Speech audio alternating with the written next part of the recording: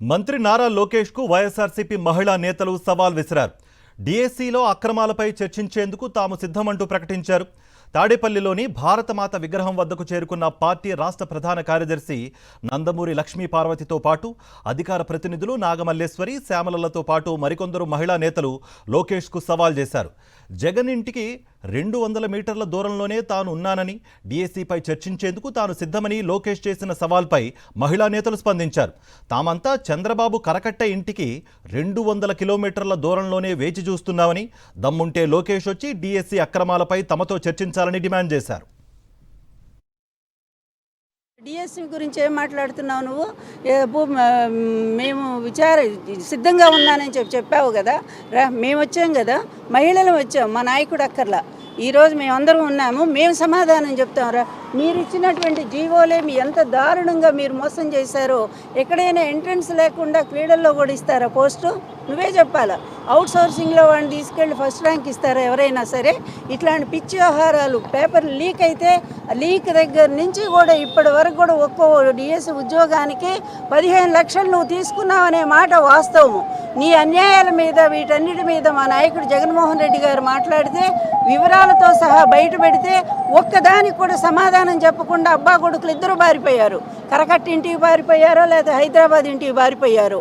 మీ బతుకులే ఇంత. ఏదైనా విషయం వచ్చినప్పుడు సమాధానం చెప్పకుండా దాటేసుకుంటూ పారిపోయేటువంటి మీరు వచ్చి ఇక్కడ సవాలు విసురుతారా? అంత శక్తి నీకుందా అసలు?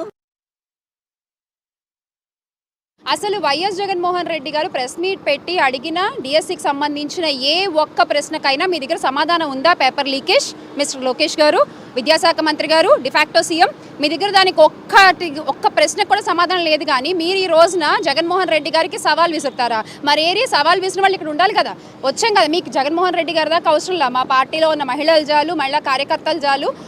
ఇప్పుడు మేము అడుగుతున్నాం మిమ్మల్ని ప్రశ్నలు. అసలు ఒక్క ప్రశ్న కన్నా మీ దగ్గర సమాధానం ఉంటే ఓపెన్ ఛాలెంజ్. మేము ఇక్కడే ఉంటాం, మీలాగా పారిపోము, ఇక్కడే ఉంటాము, భారతమాత విగ్రహం దగ్గర ఇక్కడే ఉంటాము. మీరు రండి, మనం మాట్లాడుకుందాం.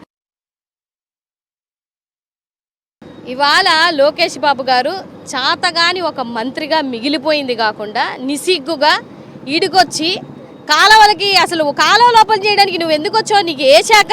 సరే, మేము ఇక్కడికి వచ్చి చూసాము, సవాల్ విసిరాడు కదా, మరి అంత దమ్మున్న నాయకుడు కదా సవాల్ విసిరాడని మేము వస్తే పారిపోయావు.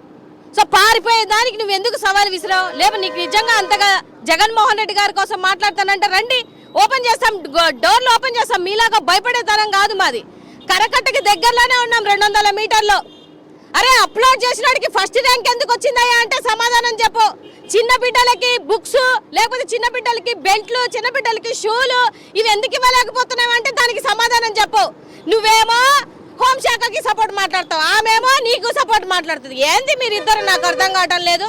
ప్రపంచంలో ఏ రాజకీయ చరిత్రలో ఇన్ని సంవత్సరాలలో ఇంత ఘోరమైనటువంటి ఆడబిడ్డకు అన్యాయం జరిగినా కూడా సిగ్గు లేకుండా ఇవాళ నీట్గా వచ్చేసి సవాలు విసిరేస్తున్నారు అని అంటే మరి వచ్చాం కదా, మహిళలం చాలు నీకు సమాధానం చెప్పడానికి. మహిళలే ఇప్పుడు ఇక్కడే ఉంటాం. నువ్వు వచ్చి దమ్ముంటే నువ్వు సమాధానం చెప్పగలిగితే వచ్చి సమాధానం చెప్పు. మరిన్ని అప్డేట్స్ కోసం ఛానల్ను సబ్స్క్రైబ్ చేయండి. నోటిఫికేషన్స్ కోసం బెల్ ఐకాన్ పై క్లిక్ చేయండి.